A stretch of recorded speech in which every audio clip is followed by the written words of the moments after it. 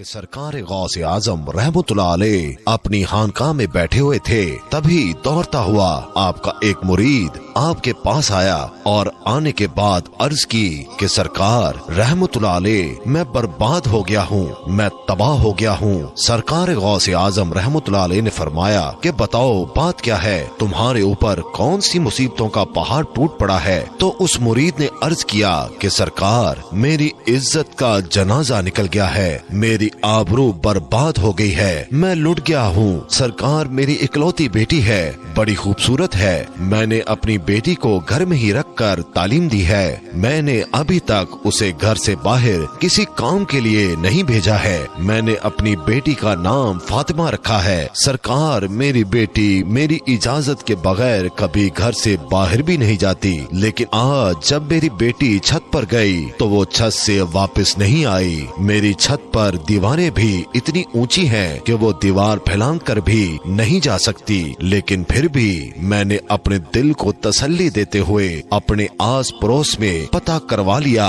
اور رشتہ داروں میں بھی پتہ کروا لیا ہے، مگر کہیں بھی میری بیٹی کا نام و نشان نہیں ملا ہے۔ سرکار غوث اعظم رحمتullah علیہ مجھے میری بیٹی چاہیے اور زندہ چاہیے۔ سرکار غوث اعظم رحمتullah علیہ نے فرمایا ٹھہر جاؤ، اور سرکار غوث اعظم نے اپنی آنکھوں کو بند کر لیا۔ چند ہی لمحوں کے بعد آنکھیں کھولی اور اپنے اس مرید سے فرماتے ہیں اپنے دل کی بےتابی کو دور کر دو، تمہاری بیٹی آج ہی ملے گی اور زندہ ملے گی اور پوری عزت کے ساتھ ملے گی۔ پھر سرکار غوث اعظم رحمتullah علیہ نے فرمایا اے میرے مرید کیا تم جانتے ہو کرب کے ویرانے کو؟ تو اس مرید نے عرض کیا سرکار وہ تو بڑا بھیانک جنگل ہے، بڑا دہشت ناک جنگل ہے، دن میں بھی وہاں جاتے ہوئے ڈر لگتا ہے۔ تو حضور غوث اعظم رحمتullah علیہ نے فرمایا کہ تم کرب کے ویرانے میں چلے جاؤ، پہلا قلعہ چھوڑ دینا، دوسرا قلعہ بھی چھوڑ دینا اور تیسرے قلعے کی چوٹی پر جا کر بیٹھ جاؤ، وہاں جا کر میرا نام لینا اور پڑھ کر اپنی انگلی پر دم کر لینا اور اپنے چاروں طرف ایک لکیر کھینچ لینا، پھر وہاں سے جناتوں کی فوجیں گزرنا شروع ہوں گی، وہ جنات دھاڑتے ہوئے بھیانک آواز نکالتے ہوئے تمہارے اوپر حملہ کرنے کی کوشش کریں گے، لیکن کوئی بھی جن میرے نام کی کھینچی ہوئی لکیر کو پار نہیں کرے گا۔ جب وہ تمام جنات کی فوج چلی جائے گی تو آخر میں شہنشاہ جنات کی سواری آئے گی، اور وہ شہنشاہ جنات اتنا طاقتور ہے کہ وہ بڑے بڑے پہاڑوں اور درختوں کو اکھاڑ سکتا ہے، وہ سب کام تو کر سکتا ہے لیکن میرے نام کی کھینچی ہوئی لکیر کو وہ بھی پار نہیں کر سکتا۔ پھر وہ شہنشاہ جنات آپ سے پوچھے گا، پھر آپ اس کو اپنی پوری داستان بتا دینا کہ میں حضور غوث اعظم رحمتullah علیہ کا مرید ہوں، انہی کا بھیجا ہوا ہوں، مجھے میری بیٹی آج ہی چاہیے اور زندہ چاہیے اور پوری عزت کے ساتھ چاہیے۔ اگر میری بیٹی کو کچھ ہوا تو میرے پیر کے قہر سے پوری قوم جنات کو کوئی نہیں بچا سکے گا۔ حضور غوث اعظم کا یہ مرید کرب کے ویرانے کی طرف چل دیتا ہے، 2 قلعے چھوڑنے کے بعد تیسرے قلعے پر بیٹھ جاتا ہے، کرب کے ویرانے پر جا کر حضور غوث اعظم کا نام لے کر اپنی انگلی پر دم کرتا ہے اور چاروں طرف لکیر کھینچ کر بیٹھ جاتا ہے۔ جنات کی فوج گزرنا شروع ہو جاتی ہے، بڑے بڑے خطرناک جن گزرتے ہیں اور اس پر ہر طرف سے حملہ کرتے ہیں، لیکن سرکار غوث اعظم رحمتullah علیہ کے نام پر کھینچی ہوئی لکیر کو جب وہ چھوتے ہیں تو اس سے ٹکرا کر بھاگ جاتے ہیں۔ سارے جنات کی فوج چلی گئی، آخر میں شہنشاہ جنات کی سواری آتی ہے، وہ اپنی پوری شان و شوکت کے ساتھ آ رہا تھا۔ جب اس نے اپنے راستے میں ایک انسان کو بیٹھا ہوا دیکھا تو شیر کی طرح دھاڑتا ہوا اور ہاتھی کی طرح چنگھارتا ہوا اپنی پوری قوت کے ساتھ اس مرید پر حملہ کرنے کے لیے لپکا، لیکن جیسے ہی حضور غوث اعظم رحمتullah علیہ کے نام پر کھینچی ہوئی لکیر سے ٹکرایا،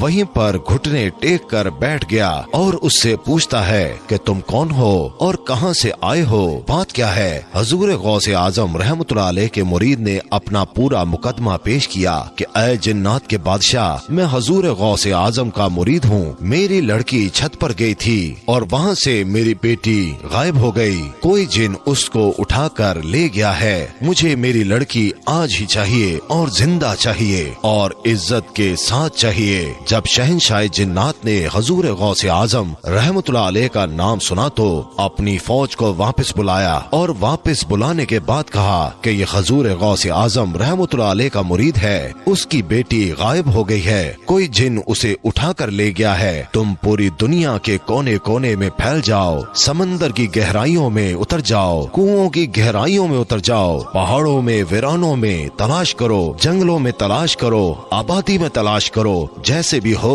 उस लड़की को लेकर आना, और जो जिन उस लड़की को ले गया है उसको भी लेकर आना। पूरी जिन्नात की फौज चल देती है, मगर शहंशाह जिन्नात ने फिर उन लोगों को वापस बुलाया और बुलाने के बाद कहा कि आकर ये मत कह देना कि लड़की हमें नहीं मिली है, इसलिए कि अगर लड़की जिन्नात के पास न होती तो हजूर गौस आजम रहमतुल्लाह अलैह अपने मुरीद को मेरे पास कभी नहीं भेजते। सारी की सारी जिन्नात की फौज समंदरों की तय में, खंडरों में, आबादी में, वीरानों में, जंगलों में, पहाड़ों में लड़की को तलाश करना शुरू कर देते हैं। बहुत ही मुश्किल के बाद जो जिन उस लड़की को ले गया था उसको और उस लड़की को शहंशाह जिन्नात के पास ले जाते हैं। उन जिन्नात ने कहा कि ऐ शहंशाह जिन्नात, हमने इसे बड़ी मुश्किल से तलाश किया है। शहंशाह जिन्नात ने उस जिन से कहा कि तेरी हिम्मत कैसे हुई, क्या तुझे पता नहीं कि हजूर गौस आजम रहमतुल्लाह अलैह कौन है, तुझे उनके शहर से लड़की ले जाते हुए डर नहीं लगा? तो जिन ने कहा,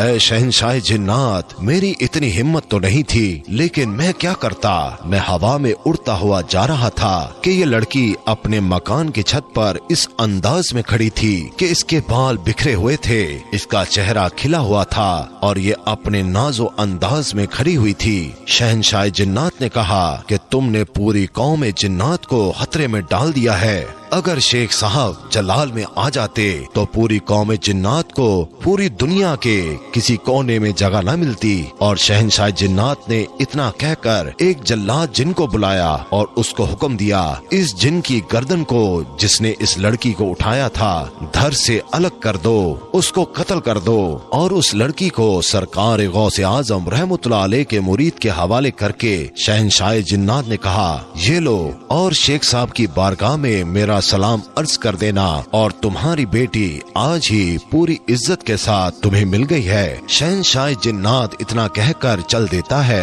सरकार गौस आजम रहमतुल्लाह अलैह के मुरीद ने आवाज दी कि ऐ शहंशाह जिन्नात, जरा हमारी बात तो सुनो। तो शहंशाह जिन्नात ने कहा, बोलो क्या बात है? तो सरकार गौस आजम के मुरीद ने कहा कि बताओ, तुम लोग भी सरकार गौस आजम रहमतुल्लाह अलैह को मानते हो? इतना सुनना था कि शहंशाह जिन्नात ने कहा, हजूर गौस आजम रहमतुल्लाह अलैह जैसे इंसानों के शेख हैं, वो जिन्नात के भी हाकिम हैं। शेख की निगाह जब उड़ जाती है तो पूरी कौम जिन्नात में जलजला आ जाता है।